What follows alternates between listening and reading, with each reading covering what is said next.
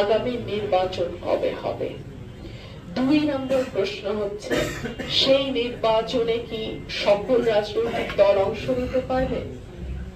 There is an elephant in the room, আমরা এই কথাটা বলি, অর্থ হচ্ছে যে ঘরের মধ্যে একটা বিরাট কিছু সত্য সামনে এসে দাঁড়িয়ে আছে, কিন্তু আমরা সকলেই চেষ্টা করছি as if সত্যটা নাই এরকম একটা ভান করার। না, সত্যটাকে আসলে সত্য বলেই আমাদের স্বীকার করে আগাতে হবে। আওয়ামী লীগকে কি নির্বাচনে আনা হবে? আওয়ামী লীগ কি নির্বাচন করবে?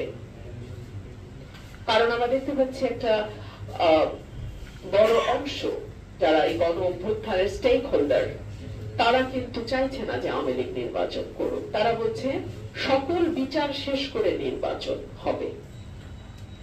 সুতরাং অনেক দিকে অনেক রকম প্রশ্ন আছে।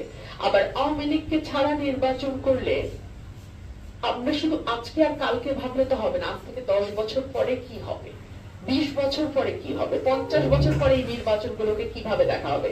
বলা হবে যে ওই 14-18-তে যা হয়েছে 24-এর নির্বাচন বা 25-এর নির্বাচনও তাই হয়েছে, তাই তো হবে, হবে না? তো সুতরাং এগুলো সকল কিছু মাথায় রেখেই তো নির্বাচনের পথটা আমাদের পাড়ি দিতে হবে। আওয়ামী লীগ যদি নির্বাচনে আসে, নির্বাচনের মাঠের পরিবেশ কি হবে?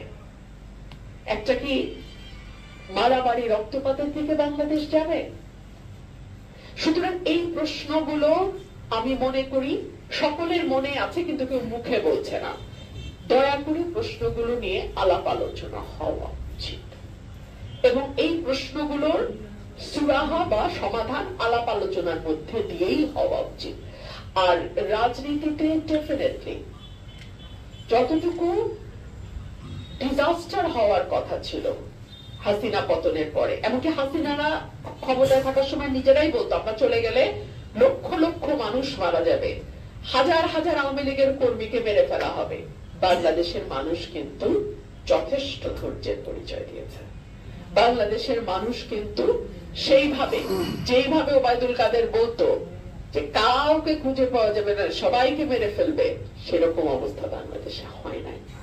বাংলাদেশের মানুষ যথেষ্ট ধৈর্য, সহিষ্ণুতা এবং সহমতের ব্যাপারে তারা যথেষ্ট পরিমাণ ধৈর্যের পরিচয় দিয়েছে। তো সেই জায়গা থেকে আমরা আশাবাদী হতেই পারি।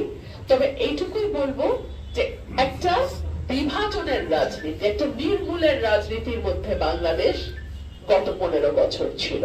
স্বাধীনতার পক্ষের শক্তি, বিপক্ষের শক্তি, মুক্তিযুদ্ধের পক্ষ বিপক্ষ, পাকিস্তান প্রেমী, ভারত প্রেমী ইত্যাদি ইত্যাদি ইত্যাদি নানান ভাবে বাংলাদেশের মানুষকে শার্পলি ডিভাইডেড, খুব খুব শক্তভাবে তাদেরকে বিভাজিত করে রাখা হয়েছিল। সেই জায়গা থেকে আমি মনে করি একটা উত্তরণ ঘটতে চলেছে এবং আমি আশা করবো, আমি সকলের প্রতি আমার বিনীত অনুরোধ থাকবে, জাতি ধর্ম বর্ণ গোত্র নির্বিশেষে বাংলাদেশটা যেন সকলের হয়। আমরা যেন বাংলাদেশ পন্থী হই। আমি এক দল করি, আপনি ভিন্ন দল করেন, আরেকজন হয়তো আরেক দল করে, তাতে কিছু যায় আসে না ভাই। আমরা সকলে বাংলাদেশের নাগরিক, আমরা সকলেই বাংলাদেশের মানুষ, আমাদের একটাই ঠিকানা বাংলাদেশ, এটুকু যেন আমাদের মাথায় থাকে।